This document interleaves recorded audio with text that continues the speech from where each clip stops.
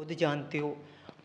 तो बात करते हैं कि कॉन्सेप्ट 2 क्लियर हो गया, कॉन्सेप्ट 3 पर आते हैं। मैंने इसमें कहा था कि इस कलयुग में मोक्ष का सबसे सरल साधन क्या है, यह मैं तुम्हें भागवत गीता में श्री कृष्ण के द्वारा बताए हुए उपदेशों में से ही श्लोक से पूर्ण रूप से यथार्थ प्रूफ के साथ बताने वाला हूँ।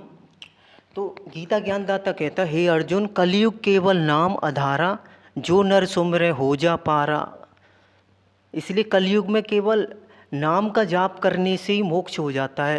तो what is the third reason? Complete is the purification and the solid matter. संसार में भगवान के यथार्थ ज्ञान को कोई भी प्राणी जानने की क्षमता रखता है। What is the reason of don't away in accepting of supreme knowledge?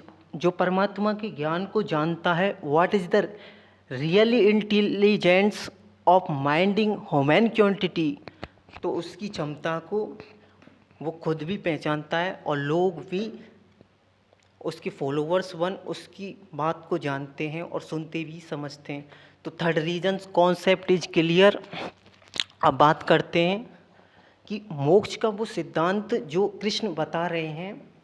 Gita ज्ञानदाता कहता है, हे अर्जुन, इन सभी प्रकार के जो त्रिगुणी रूपी यत्नों में ही पूर्ण रूप से रमे हुए हैं, उनको किसी भी प्रकार से संसार रूपी आवागमन के बंधनों में जब तक इन इच्छाओं का दमन नहीं होता, तब तक आत्मा एक नया टारगेट बनाती रहती है। गीता ज्ञानदाता कहता है, जैसे मनुष्य पुराने कपड़ों का त्याग कर देता है, वैसे उसको इस शरीर के इस शरीर के अंदर कुछ अद्भुतता, जैसे कि किसी एक अचानक जो कुछ होता है उससे किसी प्रकार की हानि हो जाना अथवा किसी भी प्रकार से आयु लेस होना इत्यादि। तो गीता ज्ञानदाता कहता है कि जैसे कपड़ों का त्याग किया जाता है और नए वस्त्र धारण किए जाते हैं, ठीक वैसे ही ये जीवात्मा नए शरीर कर्म आधार पर प्राप्त करती है।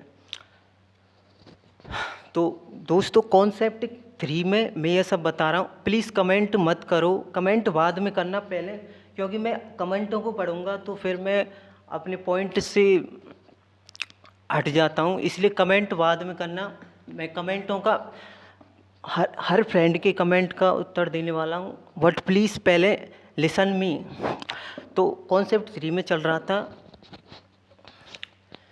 कि ये रीजन सबसे ज़्यादा बेस्ट है, और गीता अध्याय नंबर 7 के श्लोक नंबर 28, 29, 30 में गीता ज्ञानदाता कहता है, अर्जुन, यदि तू मुझे जानना चाहता है तो तू संसार में प्रत्येक वस्तु में मेरी ही आस कर, मुझे ही देख। अब लोग ये सोचते हैं कि कलयुग में ऐसा कैसे हो सकता है। That salvation is Kalyug, and the what is the region proportional, what is time, don't Kalyug।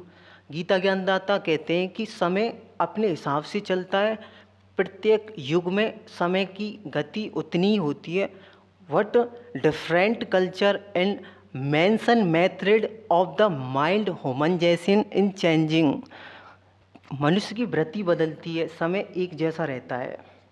तो दोस्तों, कॉन्सेप्ट 3 क्लियर हो गया।